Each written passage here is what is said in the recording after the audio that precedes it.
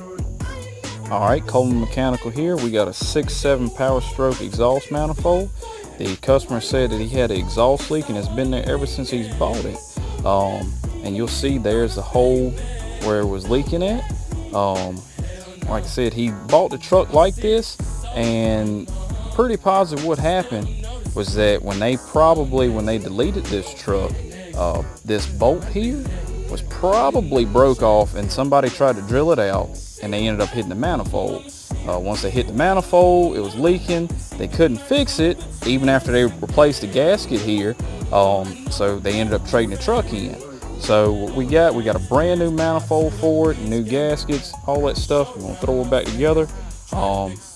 Check out my other videos for other tech and stuff like